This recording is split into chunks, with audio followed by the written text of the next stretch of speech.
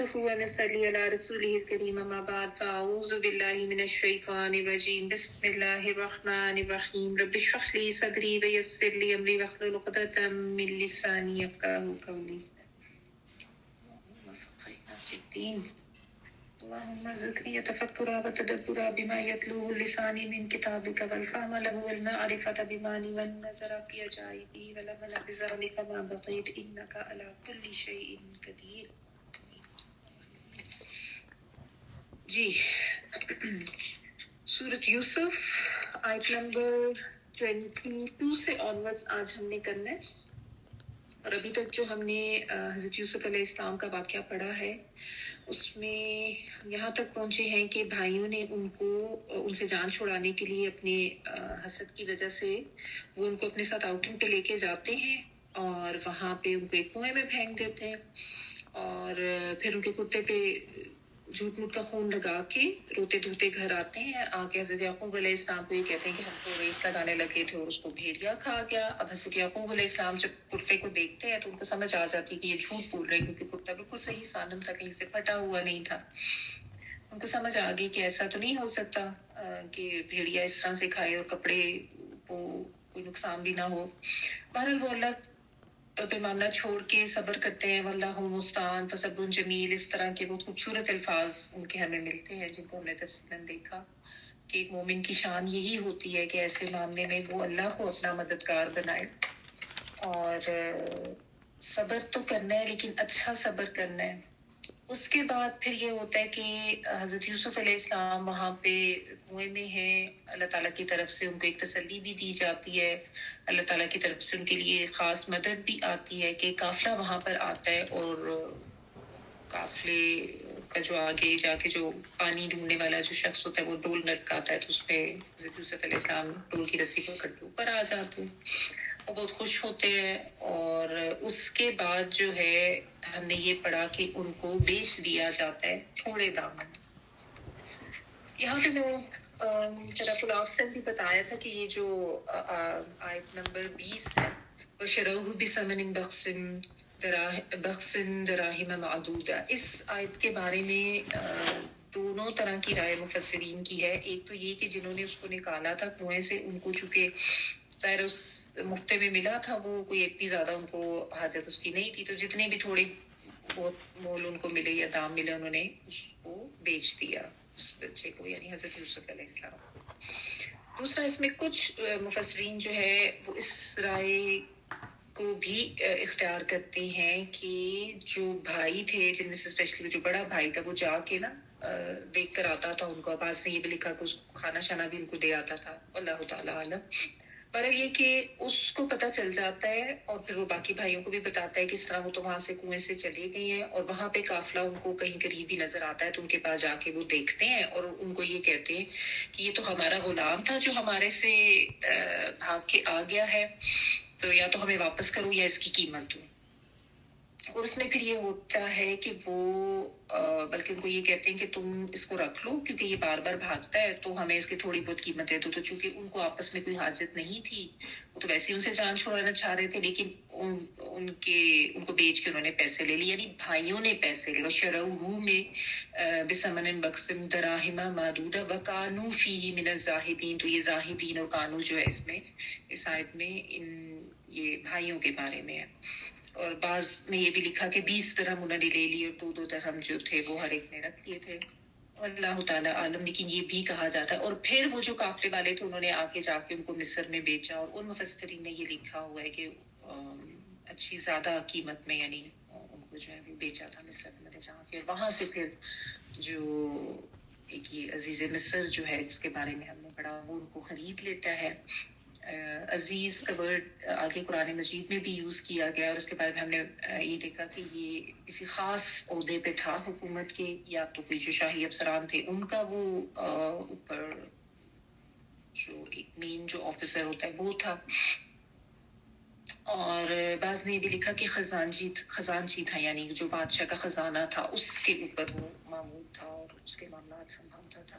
بہرحال اس نے حضرت یوسف علیہ السلام کو خرید لیا، لیکن اس کو آئیڈیا ہو گیا تھا ان کو دیکھ کے کہ یہ جو ہے مطلب عام بچہ نہیں ہے، اور ان اخلاق اور ان کا جو طریقہ تھا بات چیت کا یا اور ایک ویسے بھی پرسنالٹی وائز وہ شروع سے پیارے خوبصورت ہے. تو انہوں نے آ کے اپنی وہ بیوی کو یہ کہا کہ اس کو عزت کے ساتھ ٹھکانہ دینا. ہو سکتا ہے کہ یہ ہمیں آگے کوئی نفع دے اور یا ہم اس کو اپنا بیٹا ہی بنا لیں. یعنی انہوں نے کہا کہ اس کو غلام کی طرح نہیں.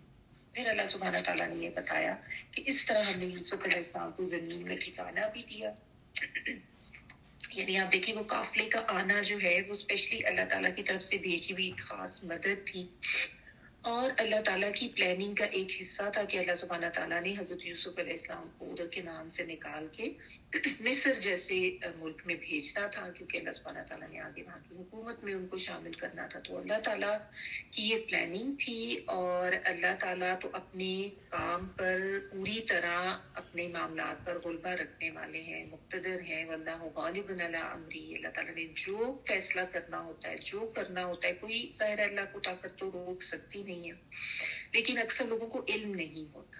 اب یہاں پہ بھائیوں کو بھی نہیں علم تھا کہ وہ جو بھائی سے جان چھڑانا چاہ رہے ہیں وہ بھائی آگے جا کے کتنے اہم عہدے پر ہو جائے گا. اور حضرت یوسف علیہ السلام کو خود بھی نہیں تھا پتا کہ ان کے ساتھ یہ سب ہو رہا ہے تو آگے جا کے ان کی زندگی میں کیسا ان کا مستقبل روشن ہوگا اور کس طرح اللہ کی مدد آئے گی اور کس طرح سے وہ مستقبل میں کامیاب ہوں گے.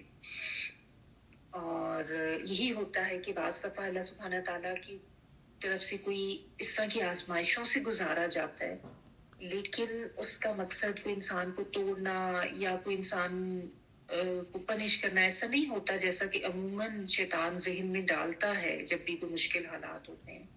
اللہ سبحانہ تعالیٰ کی طرف سے کچھ ایسا پلان کیا جا رہا ہوتا ہے انسان کے آگے مستقبل کے لیے, اس دنیا میں بھی خیر کے حوالے سے اور آخرت میں بھی خیر کے حوالے سے.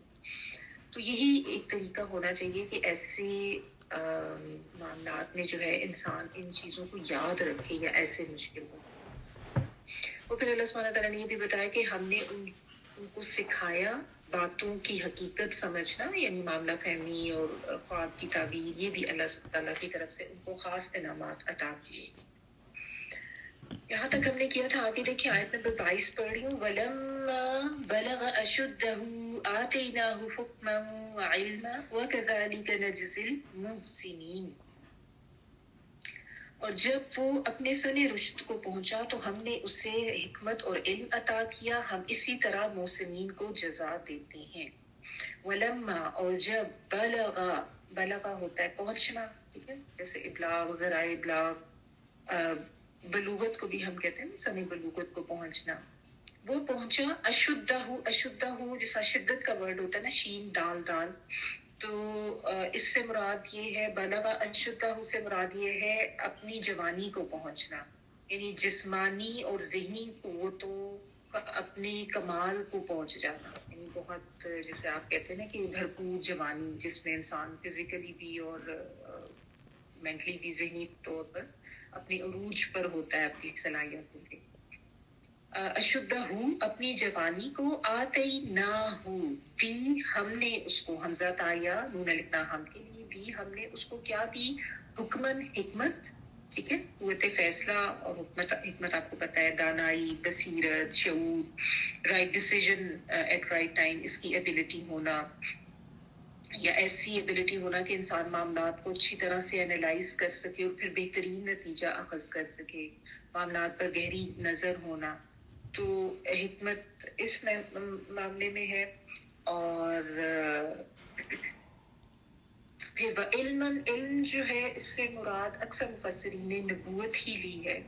ایک تو ویسے جنرل علم بھی, یعنی اللہ تعالیٰ کی طرف سے ایک خاص علم اور شعور جو کہ انبیاء کو دیا جاتا ہے ان کو نبوت دیے جانے سے پہلے بھی, اور نبوت کا اٹ سیلف علم جو ہے وہ بھی اس میں آ جاتا ہے, جس میں ہدایت مل جانا اور اللہ تعالیٰ کی طرف سے گائیڈنس, رہنمائی, اور یہ کہ کیا کرنا ہے کیا نہیں کرنا, یہ سب چیزیں انبیاء کو دے دی جاتی تھی. وَكَذَلِكَ, اور اسی طرح نجزی ہم جزا دیتے ہیں, نون آتا ہے والا ہم کے معنوں میں جیم زائیہ, اور المحسنین جو ہے محسن کی جمع احسان کرنے والے حاصل ہو. تو اللہ سبحانہ تعالیٰ نے یہاں پہ یہ بتایا کہ جب وہ اپنی بھرپور جوانی کو پہنچ گئے, حضرت یوسف علیہ السلام جس میں 30 to 40 ایئرس بھی ہے, بعض نے 24 یا 25 to 30 ایئرس اس طرح کی ایج بھی لکھی ہے. بہرحال اب وہ فلی گرون اپ ہے وہاں پہ اور کافی سال وہ وہاں پہ رہے ہیں. تو اللہ سبحانہ تعالیٰ کی طرف سے ان کو نبوت بھی عطا ہوئی, ان کو علم و حکمت بھی عطا ہوئی, اور ساتھ اللہ تعالیٰ نے یہ بتایا کہ ہم اسی طرح جزا دیتے ہیں محسنین کو. اب یہ چیز اس میں جو ہے نا سمجھنے کی ہے کہ اللہ سبحانہ تعالیٰ نے حضرت یوسف علیہ السلام کو محسن کہا اور اپنی طرف سے دیے جانے والے انعامات کا ذکر. لیکن یہاں سے ہمیں سمجھنے کی بات یہ ہے کہ یہ انعامات صرف انبیاء کے لیے نہیں ہے, کیونکہ اللہ تعالیٰ نے محسنین کہا. محسن تو کوئی عام انسانوں میں سے بھی ہو سکتا ہے, لیکن کون ہوگا جس کو اللہ تعالیٰ کی طرف سے علم بھی ملے گا اور اللہ تعالیٰ کی طرف سے حکمت بھی ملے گی. محسن یہاں پہ اگر ہم حضرت یوسف علیہ السلام کی زندگی کے اینالائز کریں تو محسن وہ ہوتا ہے جس کے ساتھ اس کے سگے بھائی بھی ظلم کریں, اس کے ساتھ حسد کریں, اس کو مارنے کی کوشش کریں, پھر بھی وہ کوئی شکوہ شکایت نہ کرے اور کوئی رونا دھونا جزا فضا نہ کرے. وہ ایسا صبر کا دامن تھامے اور ایسے اللہ تعالیٰ کے ساتھ اپنا تعلق رکھے, اور پھر ایسے انسانوں کے ساتھ اللہ کی طرف سے مدد بھی آتی ہے اور پھر اللہ تعالیٰ کی طرف سے علم و حکمت بھی عطا کی جاتی ہے. کہنے کا مطلب یہ ہے, اگر آپ حضرت یوسف علیہ السلام کی زندگی میں دیکھیں نا تو کہیں پہ یہ نہیں ہمیں ملتا کہ انہوں نے کوئی رونا دھونا کیا ہو, یا جب قافلے والے ان کو لے کے جا رہے ہوں تو اس وقت انہوں نے کوئی شور مچایا ہو کہ میرا گھر یہیں پہ ہے, میں جانا چاہتا ہوں. بعض مفسرین نے یہ بھی لکھا کہ ظاہر ان کو یہ آئیڈیا تھا کہ جو یہ کہتے ہیں کہ بھائیوں نے آ کے بیچا اور بھائی اس وقت وہاں پہنچ گئے تھے, تو انہوں نے اس وجہ سے وہ چپ رہے, خاموش رہے کہ ان کے ساتھ جاؤں گا تو اب یہ مجھے مار ہی نہ دے, تو بہتر یہی ہے کہ جو ہو رہا ہے اس کو ویسے ہی ہونے دو. ٹھیک ہے, تو انہوں نے ایسا کچھ نہیں کیا. جبکہ اگر ہم دیکھیں تو بالعموم جو لوگوں کا رویہ ہوتا ہے, ہم سبھی یہ کرتے ہیں کہ کسی کے ساتھ کچھ برا ہو جائے, چاہے وہ رشتہ داروں نے کیا ہے, خونی رشتے ہیں یا کوئی سسرالی رشتے ہیں, تو عموماً رویہ کیا ہوتا ہے کہ ہر ایک کے سامنے رونا دھونا ڈالنا, ہر ایک کے سامنے اپنے آپ کو بیچارہ بنا کے ظاہر کرنا, دوسروں کی اٹینشن لینے کی کوشش کرنا, میرے ساتھ یہ ہو گیا, میرے ساتھ وہ ہو گیا. یہ محسنین کی صفات نہیں ہے.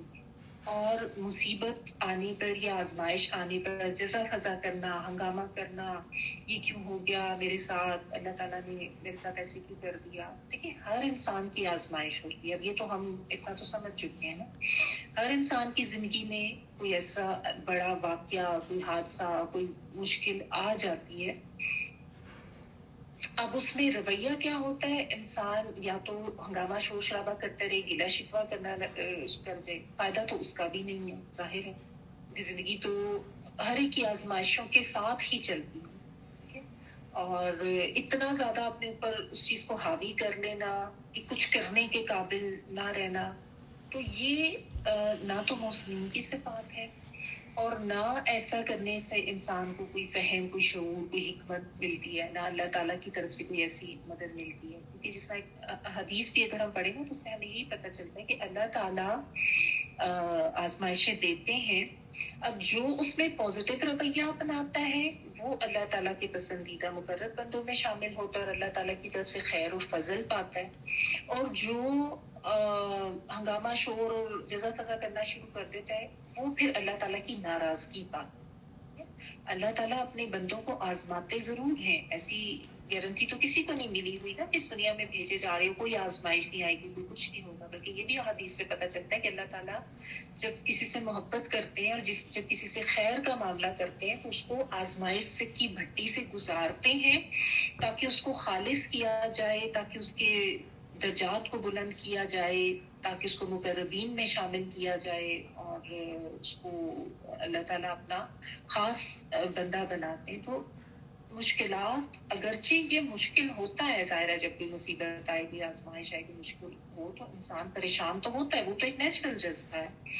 اور ایسے میں یہ بھی نہیں ہے کہ کہا جا رہا ہے کہ آپ اپنے کسی مخلص بندے یا جو آپ کے ہمدرد ہیں, غمگسار ہیں, ان سے ذکر نہیں کر سکتے. بالکل کر سکتے ہیں. لیکن یہ جو ایک نیگیٹیوٹی والا رویہ ہے نا، بیسیکلی اس کو یہاں پہ میں ایڈریس کرنا چاہ رہی ہوں کہ ایسا نہیں ہے کہ آپ کسی کو بتا نہیں سکتے. یہ بھی سارے انسان کی ایک نیچرل فطرت ہے. آپ کو حوصلہ بھی چاہیے ہوتا ہے، اور آپ کو ویسے بھی پاس ریزنس کی وجہ سے بتانا پڑتا ہے. لیکن نیگیٹو نہیں ہونا، اور حوصلہ ہمت ہار کے شور ہنگامہ نہیں کرنا، اپنے آپ کو کنٹرول کر کے پازیٹیو رہنے کی کوشش کرنی ہے، اور یہ سوچ لینا ہے کہ اس میں اللہ تعالیٰ نے میرے لیے کوئی خیر کا معاملہ کیا جو ابھی مجھے نہیں نظر آ رہا، جو ابھی بالکل ہڈن ہے. اللہ کی حکمت سے یہ فیصلہ ہو. تو یہ چیز ہے کہ اگر آپ مطلب واقعی چاہتے ہیں کہ آپ کو العلم بھی ملے اور پھر اللہ تعالیٰ کی طرف سے حکمت بھی ملے نا، تو یہ جو رویے ہیں نا واویلا کرنے والے، ان کو بند کرنا پڑے گا. انما اشکو بسی و حزنی الی اللہ، حضرت یعقوب علیہ السلام کا رویہ یہ تھا، یا جو بھی ہم نے پڑھا فصبر جمیل واللہ المستعان، کہ اچھا صبر کرنا ہے. یہی ہمیشہ بولوں، اللہ المستعان ہے، اللہ مدد کرنے والا ہے، اللہ تعالیٰ مجھے نکالے گا. چاہے لوگوں نے کوئی دکھ دیا ہے، لوگ آپ کے خلاف باتیں کر رہے ہیں، یا کوئی مشکل آ گئی ہے، کوئی نقصان ہو گیا ہے، کچھ بھی ہو گیا. تو یہ چیز یہاں سے ایک ہمیں لیسن کے طور پہ ملتی ہے کہ باوقار انداز میں صبر کے ساتھ غم کو پی جانا، اور اس غم کو جو ہے اس میں سے گزرنا، اور شکوے شکایتیں نہ کرنا، یہ جو ہے نا محسنین کی صفات ہوتی ہے. کہ محسنین کون ہوتے ہیں؟ جو تھوڑا بڑھ کے کرنے والے ہوتے ہیں، ہر نیک کام میں آگے آگے جانے والے. تو اگر اللہ کی محبت اور اللہ کی مدد لینی ہے تو پھر یہ صفات ہمیں بھی اپنانا ہے. بعض اوقات دیکھیں بچوں کی طرف سے آزمائش آ جاتی ہے، کیونکہ عموماً والدین کو یہ ہوتا ہے. بعض لوگوں کی اولاد زیادہ نافرمان بھی ہو جاتی ہے، وہ بھی اللہ تعالیٰ کی طرف سے ایک آزمائش ہوتی ہے. اب ایسے میں والدین کیا کرتے ہیں کہ وہ بچوں کو یا تو کوسنا اور ان کی اس طرح سے، یعنی آپ کہیں کہ ان کے اوپر روب بھی جمانا، اور ساتھ ساتھ جو تھریٹننگ وے ہوتا ہے نا، تمہیں آپ کر دیں گے، تمہیں گھر سے نکال دیں گے، چلے جاؤ یہاں سے، تم تمہاری اولاد ہی نہیں ہو، سوری میرا گلا تھوڑا، تمہاری شکل نہیں دیکھنی ہے، ہمارے جنازے پہ نہ جا، چلے جاؤ یہاں سے، اس طرح کی باتیں کرنے لگ جاتے ہیں. حالانکہ دیکھیں اولاد کا نافرمان ہونا بھی آزمائش ہوتی ہے، بہت بڑی آزمائش ہوتی ہے. اسی لیے کہتے ہیں کہ جب بھی اولاد مانگے تو نیک صالح سے درست والی اولاد مانگے. لیکن چاہے اولاد کی طرف سے غم ہے، چاہے کسی رشتہ دار کی طرف سے غم ہے، چاہے کسی رشتے کے چلے جانے کی وجہ سے غم ہے، یا کوئی بیماری آ گئی ہے، یا کوئی مالی نقصان ہو گیا ہے، کوئی جانی نقصان ہے، کچھ بھی ہو گیا ہے، غم ظاہر ہے ہر ایک کی زندگی کا حصہ ہے. آپ دیکھیں، آپ کسی بڑی اچھی جگہ پہ آؤٹنگ کرنے کے لیے چلے جائیں، آپ کو سب کچھ بڑا اچھا لگ رہا ہوتا ہے، وہاں پہ بھی کوئی نہ کوئی ایسی ہرڈل آپ کو ضرور آئے گی. کھانے پینے کے حوالے سے، جہاں پہ آپ ہوٹل میں رہ رہے ہیں وہاں پہ کوئی پرابلم آ جائے گی. ایون اف یو سے کہ ہم تو بڑی زبردست ہوٹل میں ہمارا اسٹے تھا، ہم بڑی زبردست جگہ پہ آؤٹنگ کرنے کے لیے گئے، کچھ نہ کچھ، کبھی گاڑی خراب ہو جائے گی، کوئی راستہ ایسا آ جائے گا، چلتے ہوئے آپ کو کوئی پرابلم ہو جائے گی، کبھی ویدر ایسا ہو جائے گا، کچھ ان ایکسپیکٹڈ. تو یہ تو ہو نہیں سکتا نا کہ ہماری زندگی جو ہے اس میں کوئی اتار چڑھاؤ نہ آئے. ظاہر ہے زندگی ہے، آزمائش ہی مقصود ہے نا انسان کی. اب دیکھنا یہی ہے کہ ایکم احسن عملا، کہ تم میں سے احسن اعمال کرنے والے کون ہیں، اور پھر اس میں محسن لوگ کون ہیں.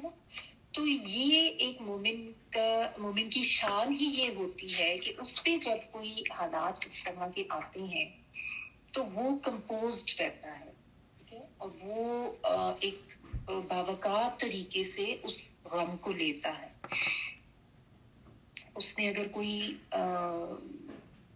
مطلب آہذاری بھی کرنی ہے تو اللہ تعالیٰ کے سامنے وہ کرے گا، اللہ کے سامنے روئے گا، گڑ گڑائے گا، استغفار بھی کرے گا، دعا کے لیے بھی دعا بھی کرے گا، مدد بھی اللہ سے ہی مانگے گا.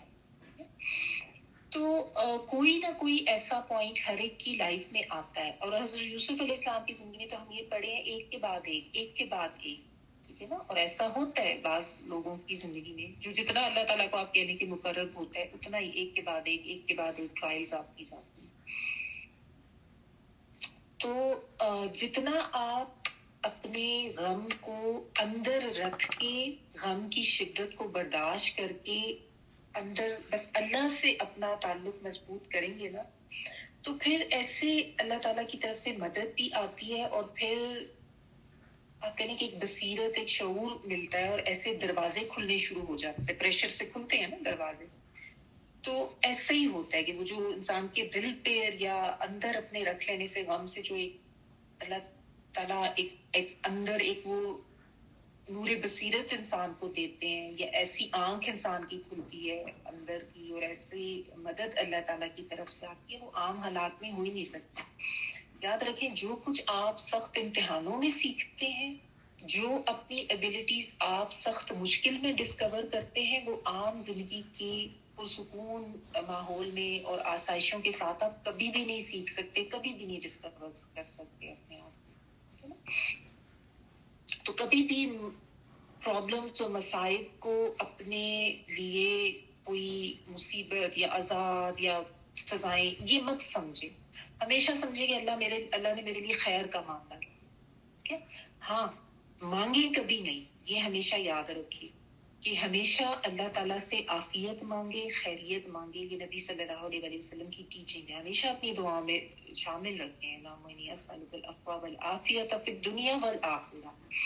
دعائیں عافیت کی ضرور مانگے، بلکہ یہ بھی مانگے کہ اللہ سبحانہ تعالیٰ جو آپ نے میرے لیے کوئی درجات یا رکھے ہیں تو مجھے ان پہ عافیت کے ساتھ پہنچا دے، مجھے بھی، میرے گھر والوں کو بھی خیریت کے ساتھ. یہ بھی بعض علماء دعا بتاتے ہیں. لیکن بہرحال اب دیکھیں، ٹیسٹ جو ہے وہ زندگی کا حصہ ہے. آپ نے بڑا اچھا ایک گھر بنایا، اس میں شفٹ ہوئے بڑی خوشی خوشی. اب آپ کو پتا چلا وہ اوپر والا جو واش روم ہے اس میں پانی کا مسئلہ ہو رہا ہے، نیچے والے بیڈ روم میں جو ہے وہ کوئی سوئچ کا مسئلہ ہو رہا ہے. ایسا نہیں ہوتا کہ انسان کی زندگی میں کہ ایک دم بس سب کچھ زبردست ہے تو وہ زبردست ہی چلتا جائے گا. کوئی آپ کی لائف میں ایک سٹیج آئے گی، ایک سٹیپ آئے گا، اس کی اپنی جو ہے وہ پرابلمس ہوں گی، ٹرائل ہوں گی. بچہ بھی جب آپ کو ملتا ہے بہت خوشی ہوتی ہے، اس کے بعد مختلف سٹیجز آتی ہیں اس کی. کبھی وہ بیمار پڑ جائیں گے، کبھی وہ کرینکی ہو جائیں گے، ابھی ٹیتھنگ کا مسئلہ آ رہا ہے، ابھی کچھ کھا نہیں رہے ہیں، کبھی موشنس لگ گئے، کبھی وامٹس لگی. تو it's a part of having a child in your life. یہ بھی آپ کی مطلب کوئی بات ہے کہ ٹرائلز ہیں. تو کوئی یہ نہیں کہہ سکتا کہ میری زندگی تو بس ایسے اسموتھ گاڑی کی طرح چل رہی ہے. ہر ایک کی زندگی میں جو ہے نا اپس اینڈ ڈاؤنس اور ٹرنز اور اس طرح کے اتار چڑھاؤ سب کی زندگی میں. فرق جو ہے نا وہ ریئیکشنز کا ہوتا ہے انسان کی، کہ آپ ریئیکشن کس طرح کا دیں. ٹھیک ہے نا. تو یہی ہے کہ وَكَذَلِكَ نَجْزِي الْمُحْسِنِينَ، اور محسنین تو کوئی بھی ہو سکتا ہے نا. اور اللہ تعالیٰ کی طرف سے جب یہ کہا گیا کہ ہم ایسی جزا دیتے ہیں، کیا دیتے ہیں؟ علم بھی دیتے ہیں، حکمت بھی دیتے ہیں، اللہ کی طرف سے مدد بھی آتی ہے. تو لیکن وہ علم جو ہے وہ پھر اصل علم ہوتا ہے. کیونکہ دیکھیں بعض لوگ ہوتے ہیں انہوں نے ویسے تو علم بہت حاصل کیا ہوتا ہے لیکن حکمت نہیں ہوتی نا. تو علم کے ساتھ ساتھ ایک وہ شعور، ایک بصیرت، ایک وزڈم ہونا جو ہے نا وہ بھی بہت ضروری ہے. حکمت جو ہے ایک تو یہ کہ اللہ تعالیٰ کی خاص عطا ہوتی ہے. ٹھیک ہے نا. اب جب ہم اس طرح سے پڑھتے ہیں تو ہمیں پتہ چلتا ہے نا کہ محسنین ہر کوئی تو نہیں ہو سکتا نا. اس کے لیے آپ کو ایفرٹ کرنی پڑتی ہے، اس کے لیے آپ کو کچھ ایکسٹرا کرنا پڑتا ہے، کچھ ایسے ایٹریبیوٹس اپنانے پڑتے ہیں، کچھ ایسا خاص رویہ مزاج اپنا بنانا پڑتا ہے، ایسی برداشت، صبر، ہمت، حوصلہ. اور پھر علم حاصل کرنے کی تگودو بھی کرنی پڑتی ہے نا. جب تک آپ قرآن سے نہیں جڑے ہوتے نا تو آپ کو تو ان ٹرمز کا ہی نہیں پتا ہوتا کہ محسنین کیا ہوتے ہیں، متقین کیا ہوتے ہیں، اللہ کے مقربین کیا ہوتے ہیں، ان کی کیا صفات ہوتی ہیں. تو اب یہ جو اس طرح کی جب ہم آیات پڑھتے ہیں نا تو اس میں پھر اپنے لیے لیسنز ڈھونڈنے ضروری. ہم یہ نہیں کہہ سکتے کہ دیکھیں وہ تو نبی تھے. ٹھیک ہے، انبیاء اللہ کے بہت خاص چنے ہوئے لوگ ہوتے ہیں، ان کی پھر آزمائشیں بھی تو بہت سخت قسم کی ہوتی ہیں نا. لیکن محسنین، اللہ تعالیٰ محسنین کی صفات تو کسی میں بھی ہو سکتی ہیں, اور اللہ تعالیٰ کی طرف سے کوئی بھی چنا جا سکتا ہے جو بھی اپنے آپ کو اس لیول پر لانے کی تگودو کرے گا, کوشش کرے گا. تو اس میں ہمیں اپنے انالیسس ضرور کرنے کی ضرورت ہے, اور ہمیں یہ سیکھنے کی بہت ضرورت ہے حضرت یوسف علیہ السلام کے سارے حالات زندگی سے, کہ کس کس طرح سے وہ صبر بھی کر رہے ہیں, کس کس طرح سے انہوں نے اپنا معاملہ بس اللہ کے حوالے کر دیا ہوا ہے, اور اللہ تعالیٰ ان کے لیے کیسا خیر کا معاملہ کرتے جا رہے ہیں. اب دیکھیں, پہلے ایک آزمائش آئی بھائیوں کی طرف سے نفرت اور حسد کی, پھر گھر سے دور کیے جانے کی, مطلب باپ کے پیار سے بھی دور کر دیے گئے, پھر اپنا گھر اور اپنے ملک سے اتنے دور بھیجے گئے, اور وہاں پہ بھی غلام بنا کے بیچے گئے. پہلے وہ کنویں والا بھی سارا معاملہ ہوا, وہ بھی ایک خوف کی اور ڈر کی آزمائش اور پریشانی, وہاں سے بھی اللہ تعالیٰ نے نکالا.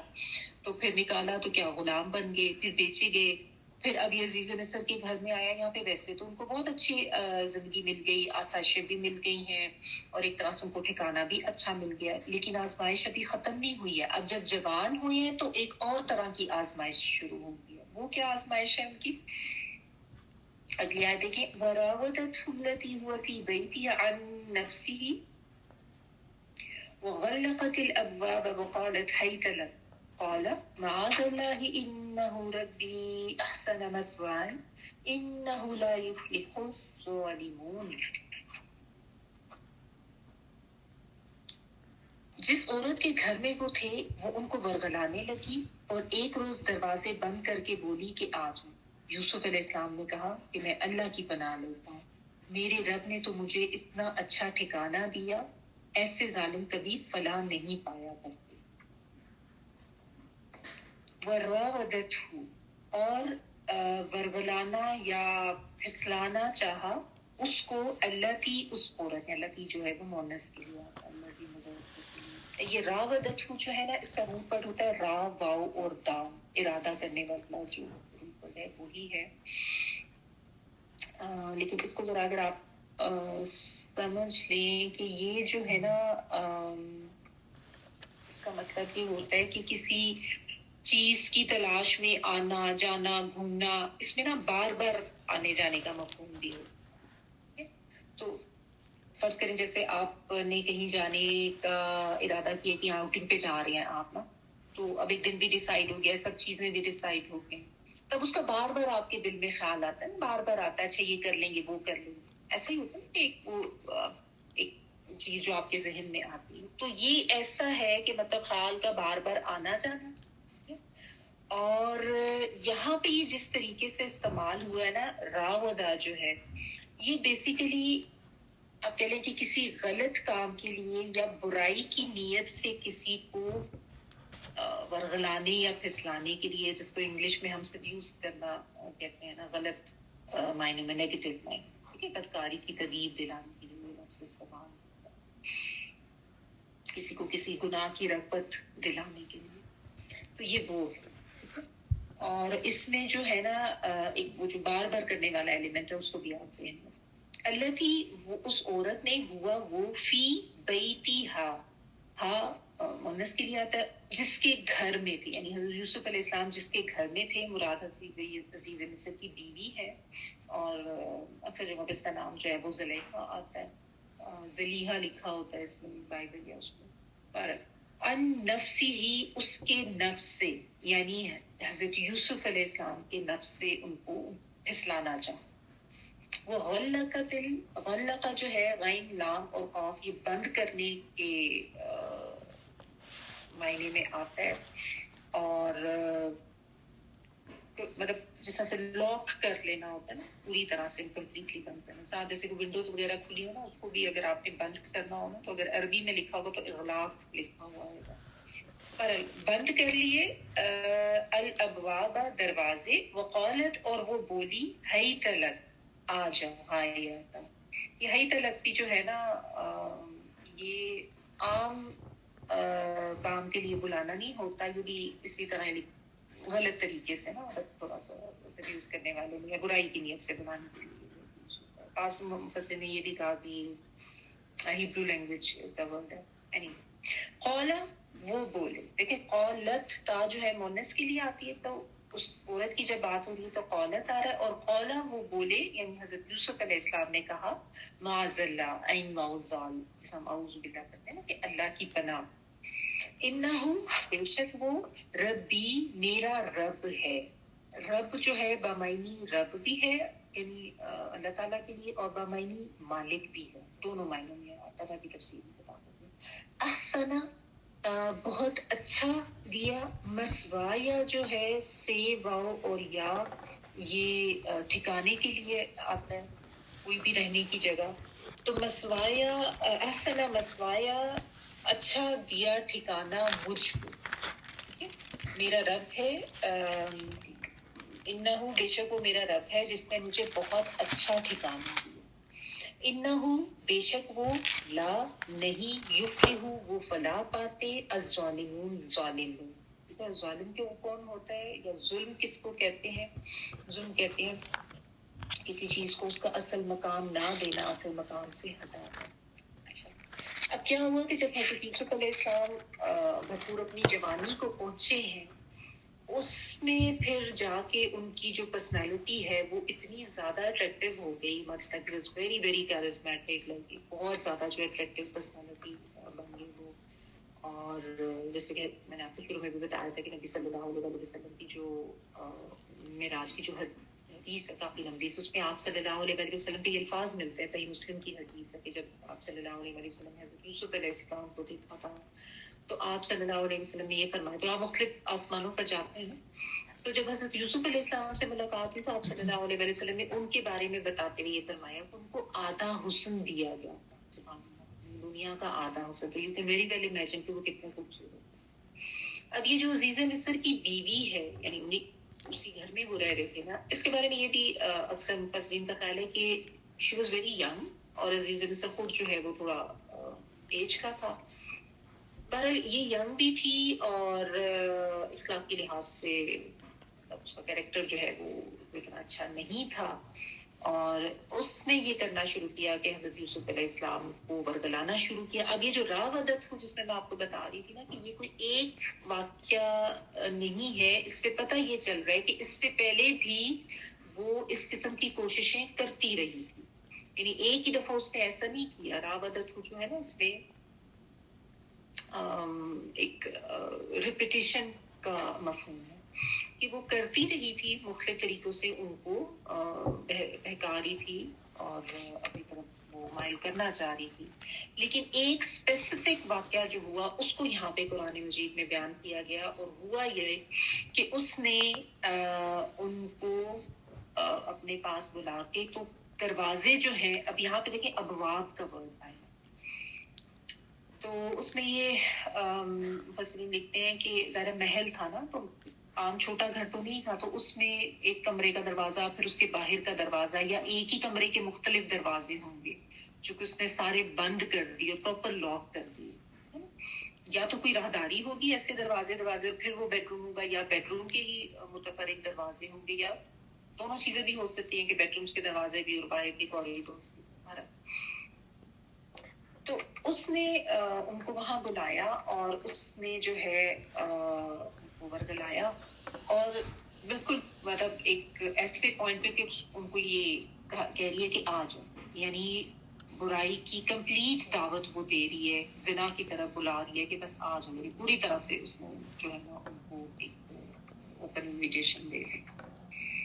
ابھی بھی آپ دیکھیں ان کی ایک اور آزمائش، اور بہت بڑی آزمائش، کہ اگر آپ دیکھیں کہ عموماً تو اس طرح کی جو اٹیمپٹ کی جاتی ہے مردوں کی طرف سے کی جاتی ہے، عورتوں کی طرف سے کم ہوتی ہے، لیکن ہو تو وہ زیادہ بڑی اور مشکل آزمائش ہوتی ہے مرد کے لیے جب عورت اس طریقے سے دعوت دے رہی ہے اور پھر دروازے بند کر کے. اور یہاں پہ ایک فیکٹر اور بھی آپ ذہن میں رکھیں کہ اس کا جو یہاں پہ کہہ لیں کہ جو اس کا کردار ہے وہ ایک مالکن کا بھی تو ہے نا، مطلب یہ تو ایز اے غلام ہی ان کے گھر آئے نا، تو اس میں ایک آپ کہہ لیں کہ حاکمانہ انداز بھی ہوگا اور پریشرائز کیا جانے والا کہ ظاہر ہے وہ غلام ہے اور وہ مالکہ ہے. تو اس طرح سے لیکن یہاں پہ حضرت یوسف علیہ السلام کے کردار کی بہت ہی مضبوطی نظر آتی ہے، اور ان کو جو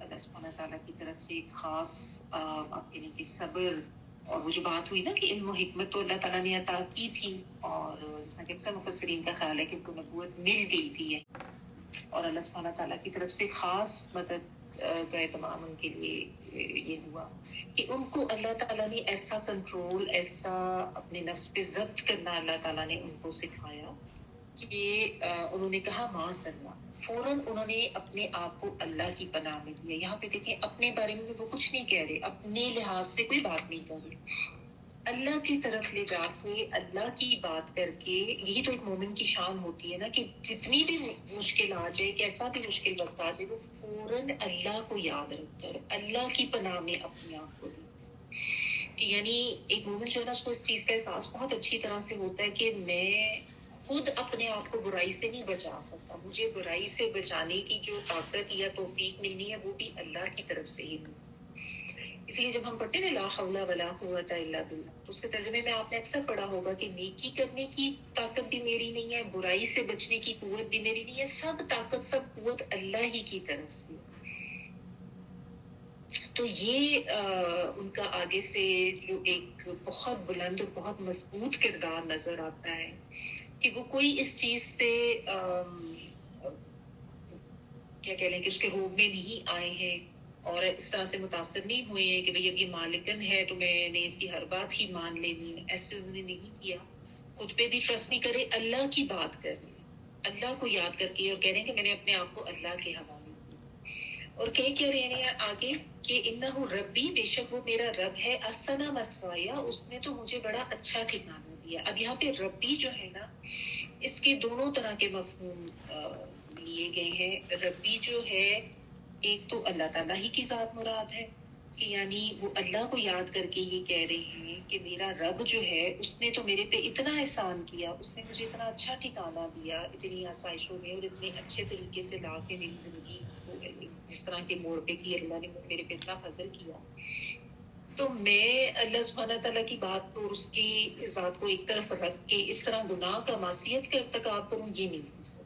یعنی فوراً اللہ تعالیٰ کی طرف سے ان کو ایک یہ شعور اور یہ بصیرت ملی۔ اور دوسرا اس کا ترجمہ ربی جو ہے نا، وہ عربی میں مالک کے لیے بھی آتا ہے۔ تو اس کا یہ بھی ترجمہ اکثر مفسرین نے کیا ہے کہ انہوں نے کہا کہ میرا جو مالک ہے، یعنی عزیز مصر جو ہے، اس کے بارے میں وہ کہہ رہے ہیں، کیونکہ ظاہر سامنے اسی کی بیوی ہے، تو اس کو ایک طرح سے احساس دلانے کے لیے کہ میرا جو مالک ہے اس نے تو میرے پہ اتنا احسان کیا، اس نے مجھے غلاموں کی طرح نہیں رکھا، اس نے مجھے بہت اچھا ٹھکانہ دیا ہے، بہت اچھے طریقے سے میری وہ پرورش کر رہا ہے، تو میں یعنی اس کے ساتھ ایسی خیانت کروں اور اس کو میں ایسا دھوکہ دے دوں، تو یہ تو بہت بڑا ظلم ہوگا، اور ظلم کرنے والے کبھی فلاح نہیں پاتے۔ یہ بھی یہاں پہ جو ہے نا ایک اہم بات۔ تو یہاں پہ اگر آپ دیکھیں نا، تو بڑی ایک زبردست یہاں پہ یہ بات پتہ چلتی ہے۔ ایک تو ان کے اخلاق اور ان کا جو کردار ہے، اس کی مضبوطی اور بلندی نظر آتی ہے۔ دوسرا اس سے نا، جو بھی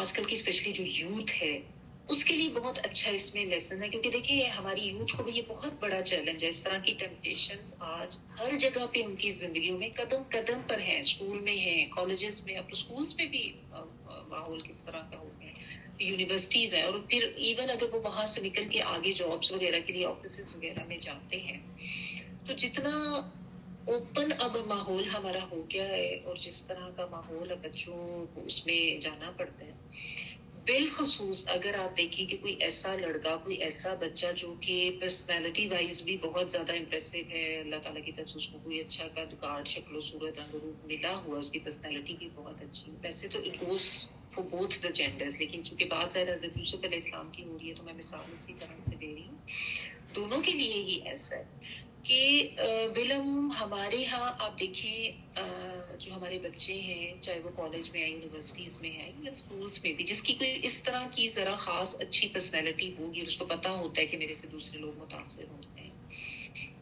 تو اس کا ملان یا رجحان جو ہوتا ہے وہ غلط طرف کتنا زیادہ اور کتنا آسانی سے چلا جاتا ہے، لڑکیوں کی طرف، غلط ریلیشن شپ کی طرف، اور پھر اس میں بھی آگے تک بھی چلے جاتے ہیں. اور آج کل تو بہت ہی کامن ہے, کیونکہ آج کل تو اس کو ایک اسٹیٹس سمبل بنا دیا گیا ہے نا, اور پھر اس کے لیے مختلف قسم کی ریزنز بھی دے دی جاتی ہیں. حالانکہ آپ دیکھیں زنا یا کوئی, چاہے کوئی زنا تک نہیں بھی بات پہنچی, تو لڑکے لڑکی کی جو بھی دوستی ہے, چاہے اس میں صرف ملا بھی جا رہا ہے باہر جا کے, ایک ہے تو حرام کام ہی نا, اس کی کوئی جسٹیفیکیشنز نہیں دی جا سکتی جیسا کہ آج کل دی جاتی. اصل میں تو شیطان کے ٹریپس ہیں نا, تو شیطان کا تو کام ہی ہے, تو وہ ہر بات کو اتنا حسین بنا کر اتنا مزین کر کے دکھائے گا کہ لوگ پھر اس کو اپنے لیے جائز بھی سمجھتے ہیں. اب آج کل آپ اس کے لیے دیکھیں نا کیسی کیسی جسٹیفیکیشن دیتے ہیں. بچوں کو اگر گھر والے سمجھائیں تو وہ ان کو اولڈ فیشن اور ٹیکنسی اور آپ تو پابندیاں لگانے والے پیرنٹس, اس طرح کی باتیں بچے کرتے ہیں. اور ویسے وہ یہ بھی ہے کہ یہ تو آج کل سبھی کرتے ہیں, تو یہ تو بات بڑی کامن ہوگی. نہیں تو everyone is doing that, it's very common, oh there is nothing wrong with it, ہم تو بس ایسے ہی اکٹھے مل کے جا رہے ہیں.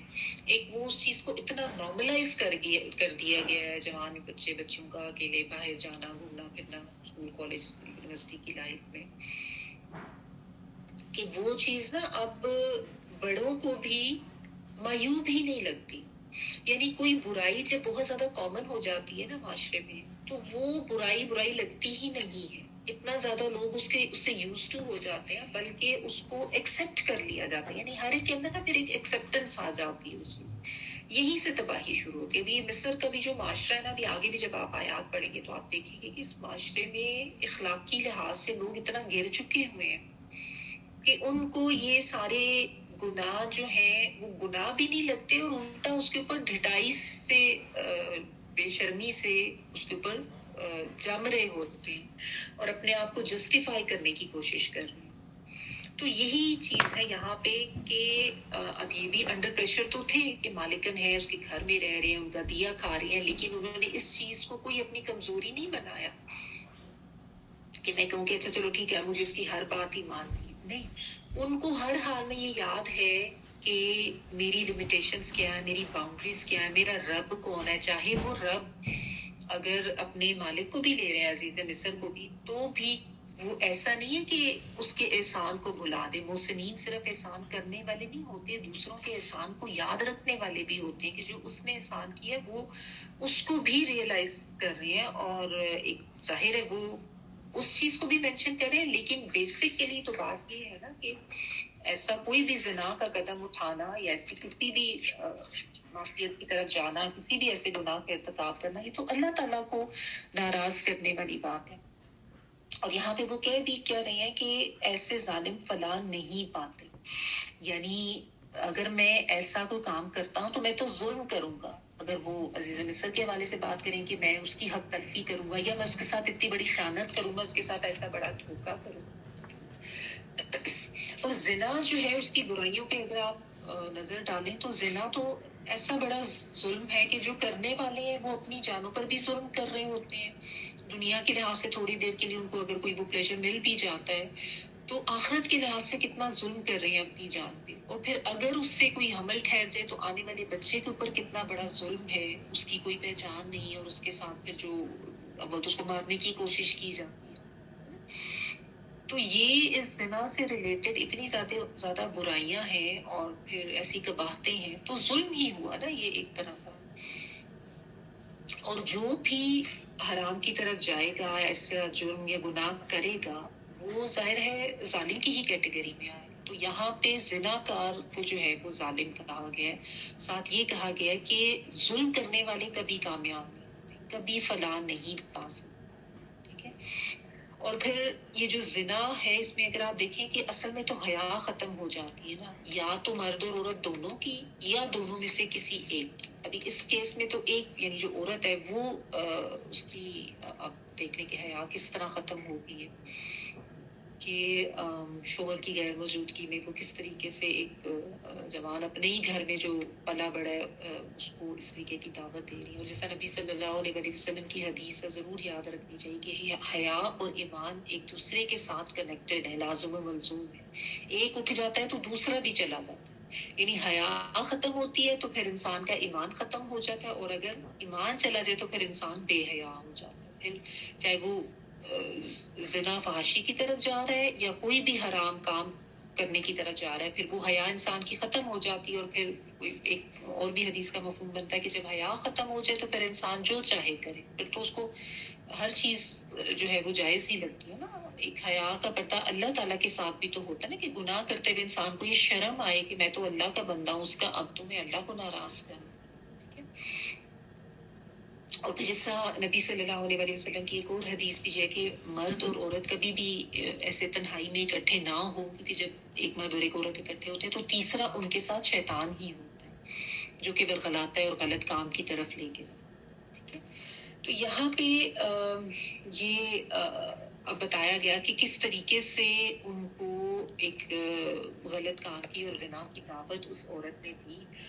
और अब ये औरत जो है काफ़ी शातिर भी थी, बहुत चालाक थी, बहुत ज़्यादा कॉन्फिडेंट भी थी।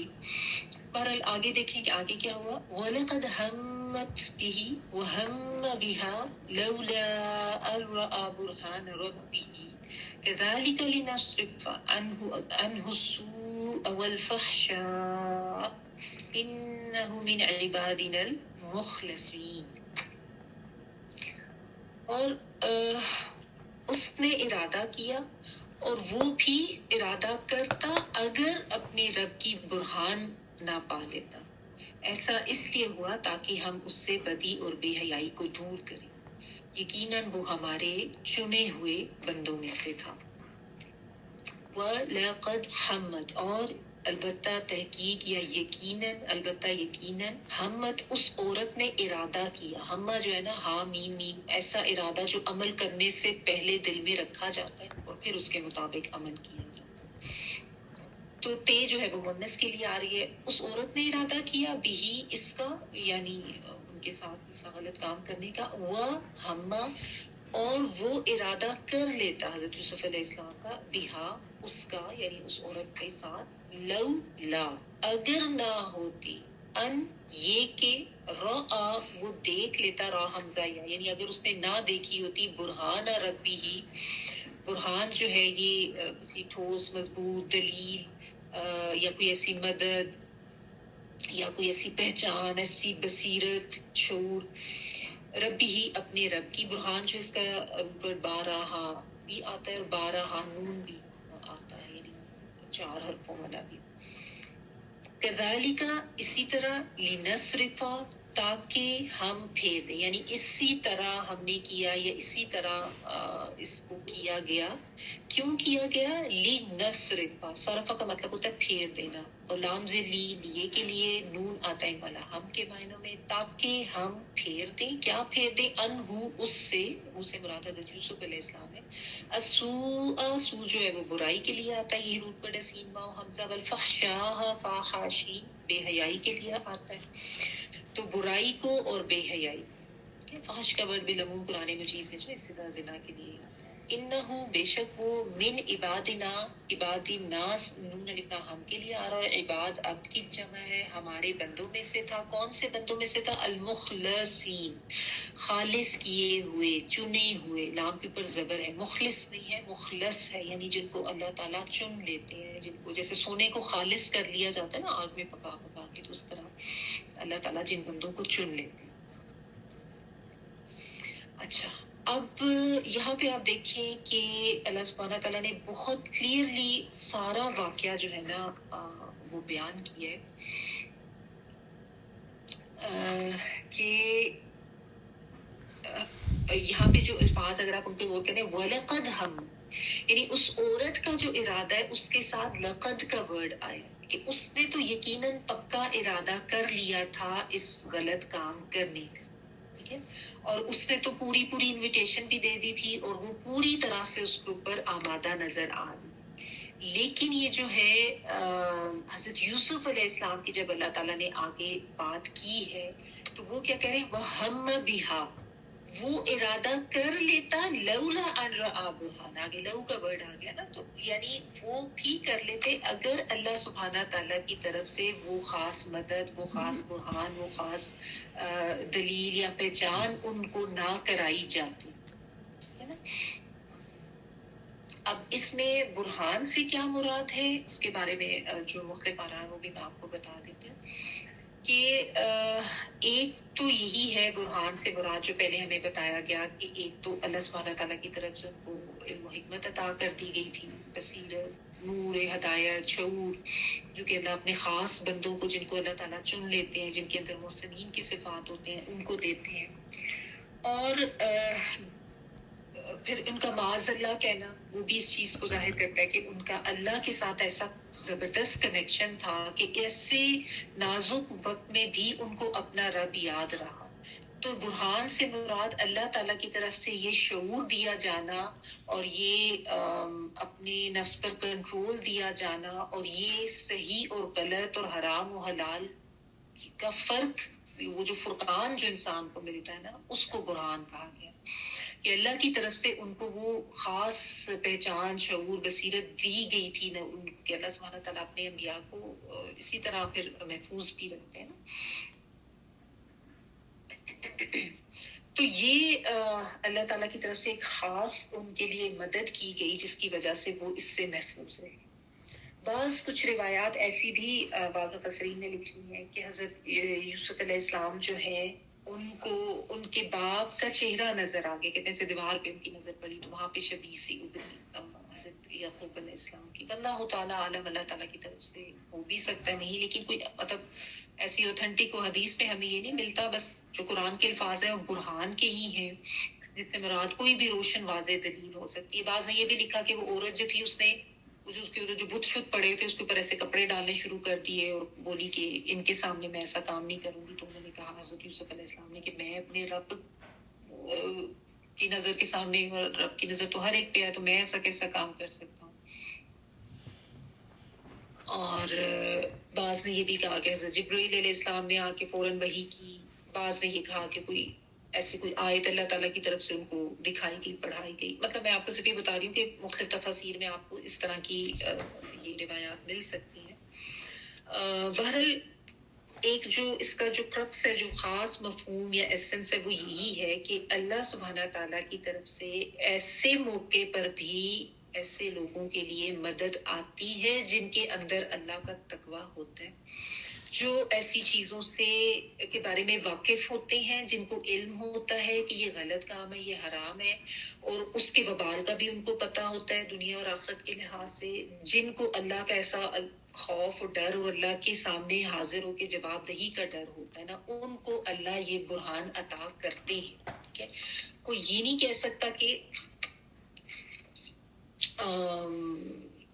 یہ تو چونکہ نبی تھے تو اللہ کی خاص پروٹیکشن میں تھے تو اللہ تعالیٰ نے ان کے خاص اس طریقے سے روک دیا. نہیں، دیکھیں اللہ سبحانہ تعالیٰ کی طرف سے یہ برہان، یہ نور بصیرت، یہ ہدایت، یہ نور ہدایت کسی کو بھی مل سکتا ہے جو اللہ سے ڈر کے زندگی گزارتا ہے. اب جس طرح وہ جو آیت ہے نا کہ جو اللہ سے اللہ کا تقویٰ رکھتا ہے تو اللہ تعالیٰ اس کے لیے مخرج بھی ضرور بنا دیتے ہیں. اب اس میں دیکھیں مخرج بنے گا ان کے لیے بھی، یعنی اللہ کے تقویٰ کے ساتھ جو زندگی گزارتے ہیں تو اللہ تعالیٰ پھر ان کو مشکلات سے نکالنے کے لیے ان کے لیے دروازے بھی کھول دیتے ہیں. ٹھیک ہے، تو یہی چیز ہے کہ اب دیکھیں بحثیت پیرنٹس، یہاں سے یہ بھی ایک لیسن ہمارے لیے نکلتا ہے کہ جوان اولادیں جن کے بھی ہیں ان کے اوپر یہ ذمہ داری آتی ہے کہ وہ اپنے بچوں کو یہ انڈرسٹینڈنگ دے کہ دیکھیں ہماری یہ تو بڑی کوشش ہوتی ہے کہ فلاں یونیورسٹی میں بچے کا داخلہ ہو جائے، فلاں کالج میں ہو جائے، لیکن اور اس پہ ہم پہ بڑے خوش بھی ہوتے ہیں جب ہوتا ہے، اور اس کے لیے بڑا زور بھی لگا رہے ہوتے ہیں بچوں کو ہر وقت پڑھو اور ٹیوشنز پہ جاؤ اور یہ کرو. ان چیزوں پہ تو بہت زور ہوتا ہے پیرنٹس کا. لیکن آنیسٹلی دیکھیں کہ کتنے پیرنٹس ہیں جو بچوں کی یہ اخلاقی تربیت بھی کرتے ہیں کہ آگے جس ماحول میں جانا ہے اس میں تمہیں بہت سی ٹیمپٹیشنز ہوں گی، تو وہاں پہ تمہیں کس طرح باوقار طریقے سے اپنی زندگی گزارنی ہے. کتنی مائیں ہیں جو اپنے بیٹوں کو یہ سمجھاتی ہیں. الٹا ہمارے یہاں تو اس چیز کو اتنا لائٹ لیا جاتا ہے اور اس کو نا ایک مذاق بنا کے، بالخصوص لڑکوں کے حوالے سے. دیکھیں اخلاقی تربیت تو لڑکے لڑکی دونوں کی ضرورت ہے، لڑکیوں کو بھی اتنا ہی سمجھایا جانا ضروری ہے، کیونکہ آج کل تو لڑکیوں کے حالات بھی بہت خراب ہو چکے ہیں، مطلب بہت آؤٹ ہو چکی ہیں. بالکل ہمارا جو معاشرہ ہے نا، کہنے کو تو ایک مسلم ملک ہے لیکن بالکل مادر پتر آزاد معاشرہ ہو گیا ہوا ہے. یہی تقریباً پکچر ہمیں ادھر مصر کے معاشرے کی بھی نظر آتی ہے. ادھر بھی ایسے کوئی اصول و ضوابط نہیں, کوئی اللہ کا خوف اور ڈر نہیں. خیر یہ تو اللہ کو ماننے والے بھی نہیں تھے, یہ تو مشرک تھے, لیکن ہمارے ہاں تو مطلب ایک سو کالڈ اسلامی ملک بھی ہے, لیکن اس میں بھی ساری حدود جو ہے وہ کراس کر دی گئی. تو میں بات صرف یہ کر رہی تھی کہ ہمارے یہاں اس چیز کو اتنا لائٹ لے لیا جاتا ہے کہ مذاق بنایا جاتا ہے, یا یہ کہا جاتا ہے او اس عمر میں تو سارے ہی لڑکے یہ کرتے ہیں, گرل فرینڈس کے فون آنا یا گرل فرینڈس کے ساتھ جانا, ان کے ساتھ میسجنگ کو تھوڑی بہت کرو, اٹس ویری کامن, کوئی نہیں سارے کرتے ہیں, سارے کرتے ہیں, وہ سارے کرتے ہیں, یا یہ کہہ کہ او یہ تو اس عمر کا تقاضا ہے نا, اس عمر میں تو سبھی کرتے ہیں. اتنا زیادہ اس چیز کو ہمارے معاشرے میں نارملائز کر دیا گیا ہے کہ بڑے آرام سے پیرنٹس ہنس رہے ہوتے ہیں اپنے دیگر بچوں کے سامنے, دیگر رشتے داروں کے سامنے, اور اس چیز کو کوئی بھی کنڈیم نہیں کرتا. اب سوچیں کہ ہماری اخلاقی حالت کیا ہو گئی ہے کہ ایک اتنی غلط چیز جس کے بارے میں سب کو پتا ہے کہ اس چیز کی ہمارے دین میں کوئی گنجائش نہیں ہے کہ کسی لڑکے لڑکی کی اس طرح کی انڈرسٹینڈنگ ہو, وہ آپس میں مل رہے ہیں اور ڈیٹس پہ جا رہے ہیں اور باہر جا کے جو ہے وہ تنہائی میں بھی ملاقاتیں ہو رہی ہیں اور ویسے بھی پارٹی ٹائم چل رہا ہے. مطلب it has become so normal, اور پیرنٹس نے بھی اس کو اتنا ایکسیپٹ کر لیا ہوا ہے, ہمارے معاشرے نے بھی اس کو اتنا ایکسیپٹ کر لیا, اور اب تو لڑکیوں کے لیے بھی, مطلب ایک زمانہ تھا کہ لڑکیوں کے لیے یہ چیز پھر بھی کوئی معیوب سمجھی جاتی تھی, اب تو اس کے لیے مائیں بھی منع نہیں کرتی, پیرنٹس بھی نہیں روکتے, بلکہ بہت سے گھرانوں میں تو پیرنٹس خود بھی ان چیزوں میں انوالو ہے. اللہ تعالیٰ معاف کرے.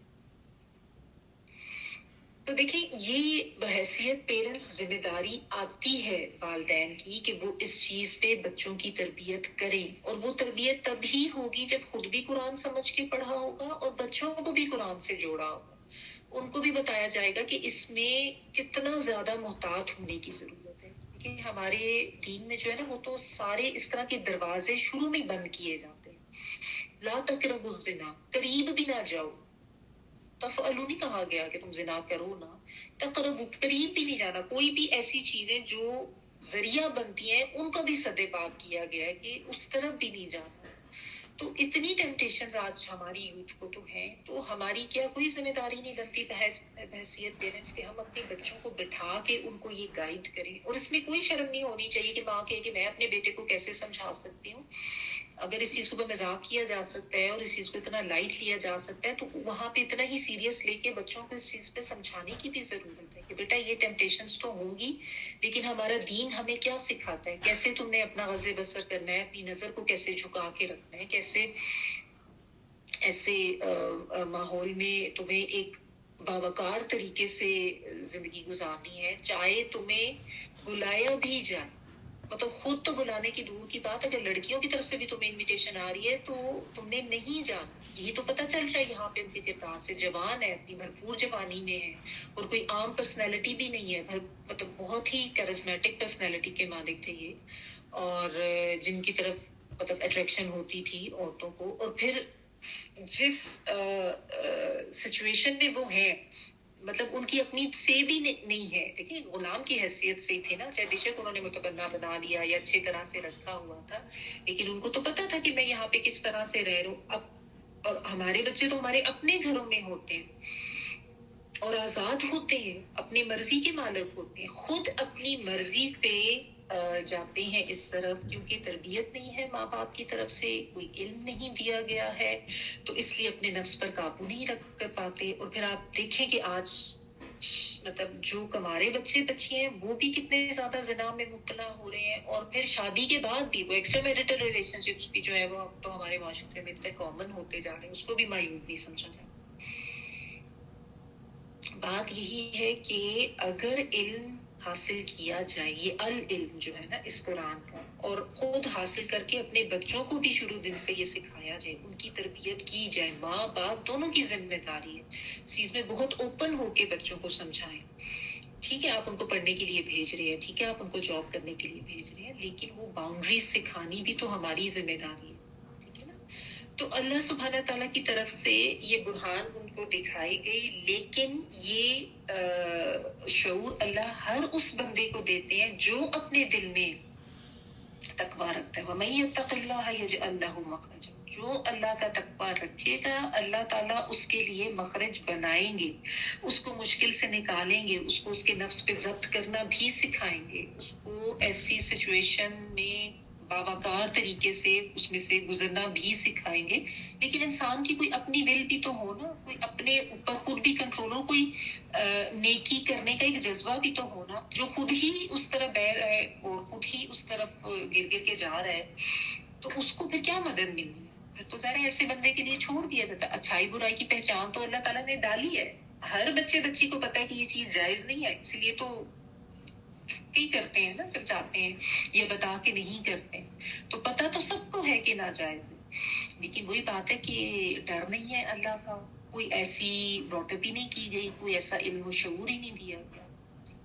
تو یہ یہاں پہ سمجھنے کی بات ہے. اب جتنے عرصہ بھی اپنے باپ کے زیر اثر رہے ہیں, ہم نے دیکھا کہ حضرت یعقوب علیہ السلام کو اللہ تعالیٰ کی صفات بتا کے ان کی تربیت کو, تو صرف ایک تو چیز ہے نا جو ہمیں بتائی گئی, یقیناً وہ اپنے بیٹے کی طرح سے تربیت کرتے رہتے ہوں گے, اور چونکہ یہ تھے بھی سعادت مند تھے اور اچھے طریقے سے بات سنتے بھی ہوں گے, تو وہ بچپن میں جو کی گئی تربیت ہے نا وہ بیٹھتی ہے, جس کو ہم کہتے ہیں نا کہ گھٹی میں آ جاتی ہے وہ چیز.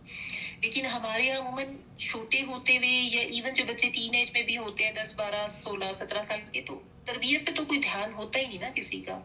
بس وہ ایک سمجھ لو کہ بلمون تو وائلڈ لائف ہی گزار رہے ہوتے ہیں نا, کہ ہاں بس ٹھیک ہے, بس سارا فوکس پیرنٹس کا ہوگا, اسکول میں داخلہ مل جائے, اتنے گریڈس آ جائیں, یہ والی اچیومنٹ ہو جائے. دنیا کی پڑھائی وہی بچوں کے ذہنوں پہ بھی سوار کیا جاتا, اور اس کے علاوہ بچے یا پھر نیٹ پہ سب کچھ دیکھ رہے ہیں, نیٹ فلکس بھی دیکھ رہے ہیں, اور ویسے ہی بچوں کے ہاتھوں میں موبائلز ہیں, ایوری تھنگ از اویلیبل, کوئی روک ٹوک ہے نہیں پیرنٹس کی طرف سے. تو وہ ظاہر ہے جب ایک اس طرح کی اخلاقی تربیت نہیں ہوگی تو پھر بچوں کو کہاں سے نفس پہ اپنے کنٹرول آئے گا نا. تو یہ اس میں بہت بڑا ایک لیسن ہے بالخصوص یوتھ کے لیے, اور اس میں بھی ویری اسپیشلی لڑکوں کے لیے, اور اس میں بھی اور زیادہ اگر آپ اس کو نیرو ڈاؤن کریں تو کچھ ایسے لڑکے جن کی پرسنالٹی ایسی ہوتی ہے کہ وہ دیکھیں کہ وہ کس طرح غلط چیزوں کی طرف جا رہے ہوتے ہیں, اور ایک مطلب کئی گرل فرینڈس رکھی ہوئی ہیں, اور اس پہ بڑا فخریہ اپنے فرینڈس کو بھی بتایا جا رہا ہے, گھر والوں کو بھی بتایا جا رہا ہے, گھر والے بھی اس کو بڑا نارملی لے رہے ہیں. تو جب اخلاقی حالت کسی معاشرے کی اتنی گر جاتی ہے نا, تو اس میں یہ چیزیں بہت نارمل ہو جاتی ہیں, جیسا کہ آج ہم اپنے معاشرے میں بھی دیکھ رہے ہیں, اور اتنے ہزار سال پہلے کا یہ جو مصر کا معاشرہ ہمیں دکھایا ہے, اس کی جو تصویر دکھائی گئی ہے, اس میں بھی ہمیں نظر آ رہا ہے. لیکن جو بھی چاہے کوئی زمانہ ہو, کیسے بھی حالات ہو, کیسی بھی ٹیمپٹیشنز ہو, اللہ کا تقوی رکھنے والوں کو اللہ تعالیٰ ان کے نفس پہ کنٹرول کرنا اور کسی بھی مشکل وقت سے نکلنا جو ہے وہ سکھاتے ہیں. یہی اس سے پتہ چلتا ہے. پھر اللہ سبحانہ تعالیٰ نے کہا کہ وہ بھی ارادہ کر لیتے اگر اللہ کی طرف سے مدد نہ ہوتی, کیونکہ مدد اور اصل جو بچنے کی طاقت ہے نا برائی سے, وہ اللہ ہی کی طرف سے. لیکن جس کے اندر وہ طلب ہوگی, جو چاہے گا, یعنی جس میں ایک خواہش ہوگی کہ میں نے بچنا ہے, اور جو اس کا فہم و شعور رکھے گا کہ میں غلط طرف نہیں جانا, میں نے اللہ کو ناراض نہیں رکھنا, تو اللہ کی طرف سے وہ برہان, وہ شعور, وہ نور, مدد ملتی ہے. تو اللہ سبحانہ تعالیٰ کہ اسی طرح تاکہ ہم پھیر دیں اس سے اس برائی کو. اسی طرح سے مراد کہنے کا یہ ہے کہ یہ سب اس لیے اللہ تعالیٰ نے اس طریقے سے ان کو اس وقت وہ کنٹرول دیا اپنے نفس پہ, تاکہ ان سے اس برائی کو پھیر دیں, ٹھیک ہے, تاکہ اس معصیت کا وہ ارتکاب نہ کریں, اور اس سے وہ دور ہی رہے.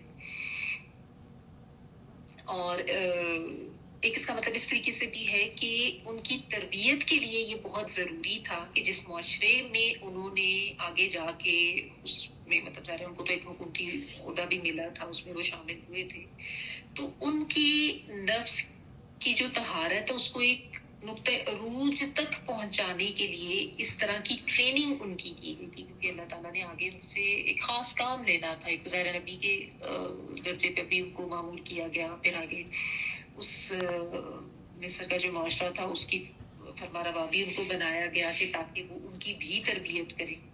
تو دونوں طرح سے ہے کذالک کا مطلب کہ اس خاص موقع کے لحاظ سے بھی کہ اللہ تعالیٰ ان سے اس برائی اور فحاشی یا جو جس کی ان کو دعوت دی جا رہی تھی اس سے دور کریں, تو اللہ تعالیٰ نے وہ خاص اس وقت ان کو جو ہے وہ کنٹرول دیا, ایک برہان دی, جو بھی آپ برہان کو لے لیں جس طریقے سے مجھے مطلب آ رہا ہے.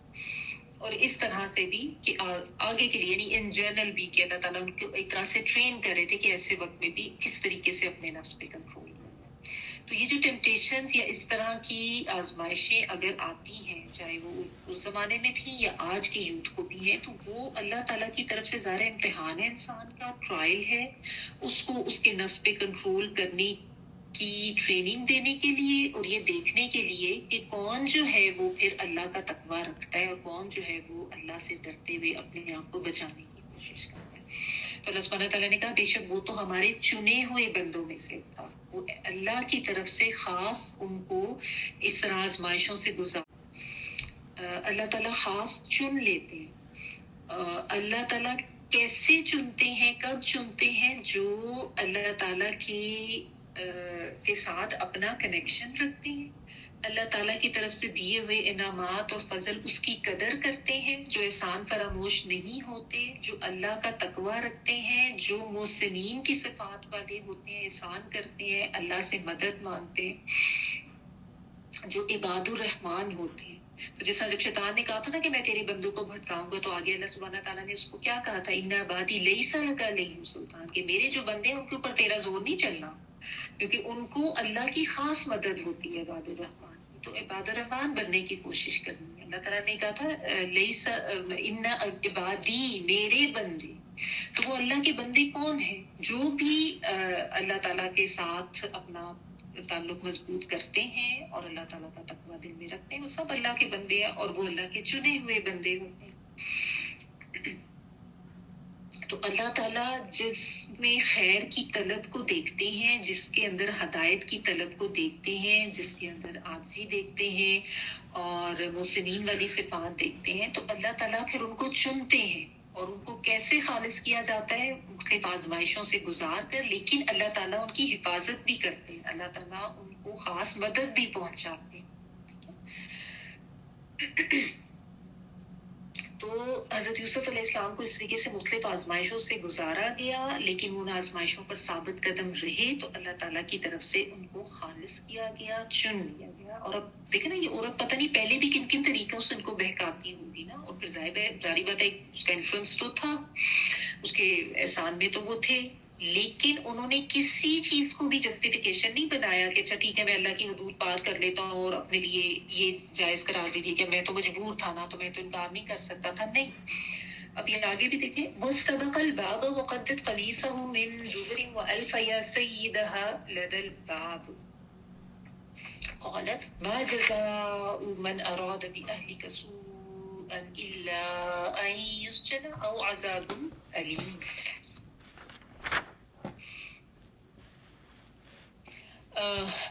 بلاخر وہ اور دونوں آگے پیچھے دروازے کی طرف بھاگے، اور اس نے پیچھے سے یوسف کا کرتا یا قمیص کھینچ کر پھاڑ دیا۔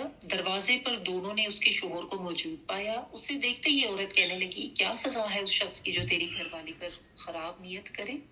اس کے سوا اس کی اور کیا سزا ہو سکتی ہے کہ اس کو قید خانے میں ڈال دیا جائے یا اس کو سخت عذاب دیا جائے۔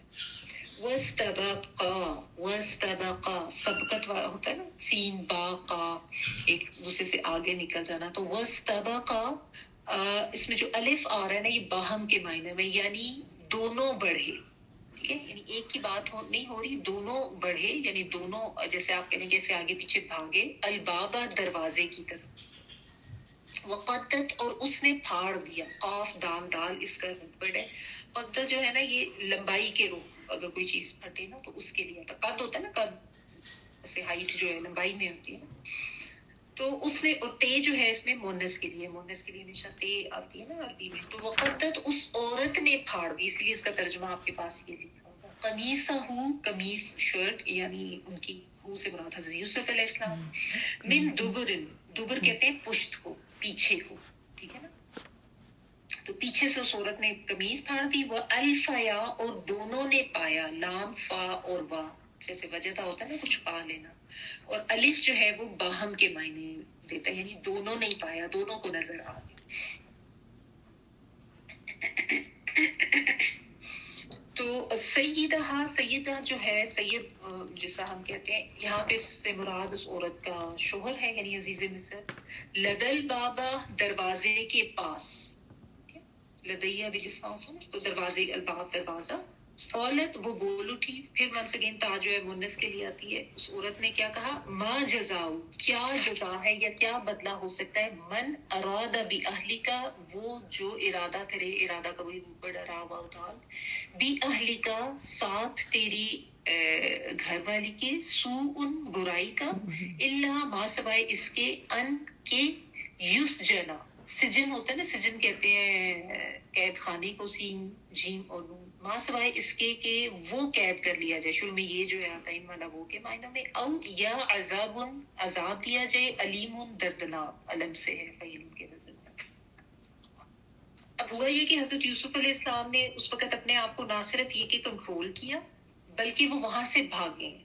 ٹھیک ہے، اور بھاگتے ہوئے آگے پیچھے دونوں بھاگ رہے ہیں، یعنی حضرت یوسف علیہ السلام آگے ہیں اور عورت ان کے پیچھے بھاگی ہے، اور دونوں دروازے پر پہنچ جاتے ہیں. ٹھیک ہے، اب یہاں پہ بھی دیکھیں ایک پوائنٹ یہ نکلتا ہے کہ کیسی بھی مشکل آ جائے یا کیسے بھی اس طرح کی ٹیمپٹیشن میں انسان پھنس جائے، اس طرح کے ماحول میں، وہاں سے نکلنے کی کوشش کرنا انسان کے اوپر لازم ہے. ابھی جیسا ہم نے پڑھا نا، مغلقۃ الابواب، اس نے تو دروازے بند کر دیے تھے، تو ڈیفینیٹلی اس نے لاک شاک ہی کیا ہوگا نا، خالی ایسے بند نہیں کیا ہوگا، پراپر طریقے سے، جو بھی اس زمانے میں دروازہ بند کرنے کا طریقہ. تو دروازے بھی اس نے بند کر دیے، ماحول ایک ٹیمپٹیشن والا بھی تھا، پلس جو اس عورت کا مطلب ایک رتبہ تھا، یعنی وہ ایک مالکن بھی تھی، تو ایک آپ کہہ لیں فتنہ در فتنہ ماحول تھا. کوئی آسان چیز نہیں تھی ایسے میں کسی انسان کا برائی سے بچنا اور اپنے نیکی پہ قائم رہنا، کوئی آسان بات نہیں ہے، مشکل ہوتی ہے. ٹھیک ہے نا، اور ایسے میں جو ہے پھر جب انسان اپنے آپ کو روکے تو ساتھ اس پر یہ بھی لازم ہے کہ اس کے ہاتھ میں جو بھی کوشش ہے وہ اس کو کرے، جو بھی طریقہ وہ اپنا سکتا ہے اس ماحول سے نکلنے کا وہ اپنائے. کیونکہ یہ کہہ دینا تو بہت آسان ہے نا کہ اور تو کوئی مطلب اس کا طریقہ ہو نہیں سکتا تھا، یا اس میں میرا تو کوئی قصور نہیں، یا میں تو مجبور تھا، میں تو مظلوم تھا.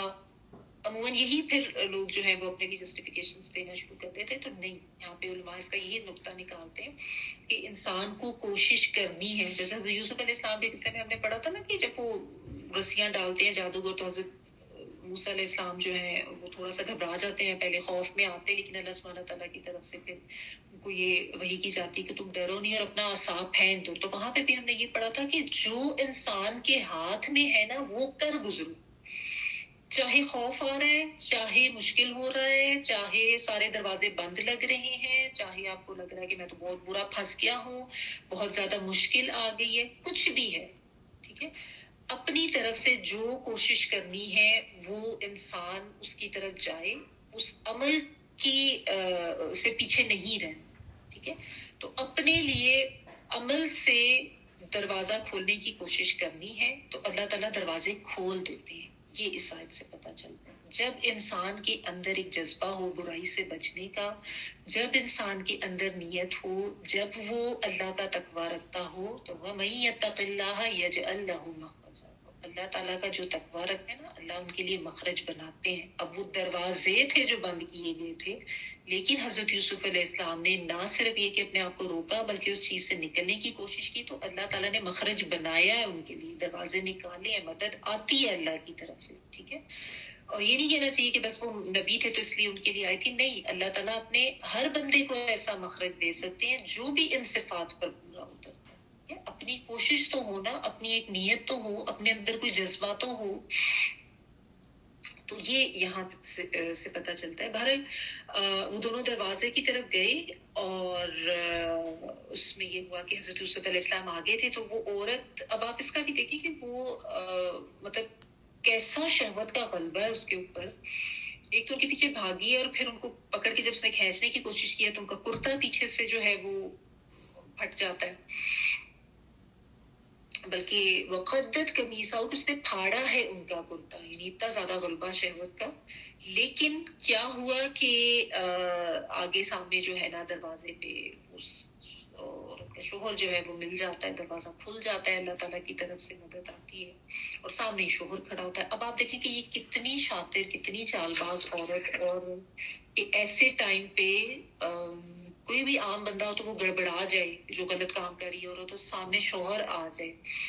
لیکن وہی بات ہے کہ وہ یا تو اتنی آپ کہہ لیں کہ اس کام میں ماہر ہو چکی تھی، ایسا یعنی اس میں ایک اعتمادی، خود اعتمادی تھی کہ آپ دیکھیں کہ کتنے آرام سے اس نے پینترا بدلا ہے، اور فوراً اپنے آپ کو بچانے کی کوشش میں وہ کہتی ہے کہ یہ دیکھو، یہ میرے ساتھ اس نے برائی کا ارادہ کیا، تو اب تم بتاؤ کہ اس کی سزا کیا ہونی چاہیے، یا تو اس کو قید خانے میں ڈال دیا جانا چاہیے، یا کچھ سخت قسم کی جو ہے نا اس کے لیے سزا ہمیں مقرر کرنی چاہیے۔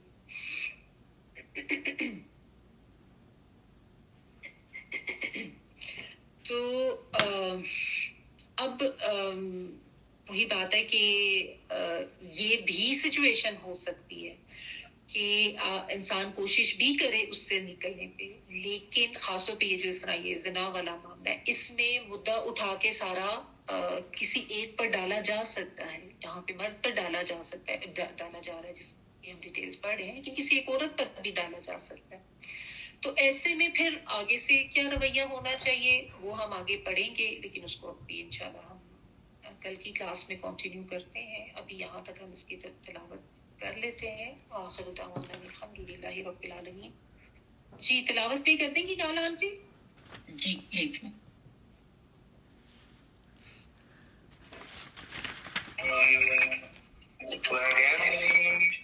بلغ أشده آتيناه حكما وعلما وكذلك نجزي المحسنين وراودته التي هو في بيتها عن نفسه وغلقت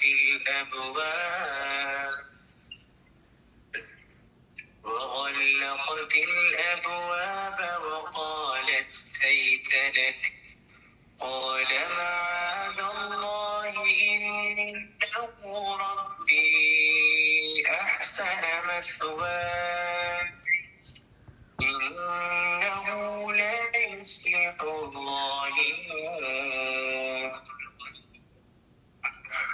ولقد همت به وهم بها لولا أن رأى برهان ربه كذلك لنصرف عنه السوء والفحشاء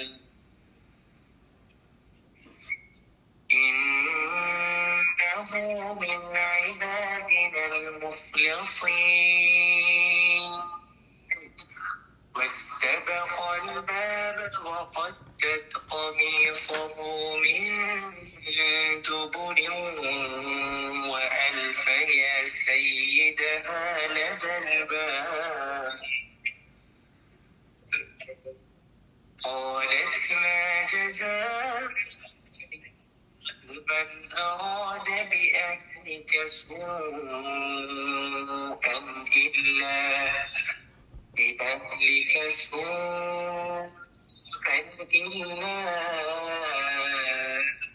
أن يسجن أو عذاب أليم سبحانك اللهم وبحمدك نشهد أن لا إله إلا أنت نستغفرك ونتوب إليك سبحان ربك رب العزة عما يصفون سلام على المرسلين الحمد لله رب العالمين بارك الله لي ولكم في القرآن العظيم ونفعني وإياكم بالآيات وذكر الحكيم. دعا کر لیجیے۔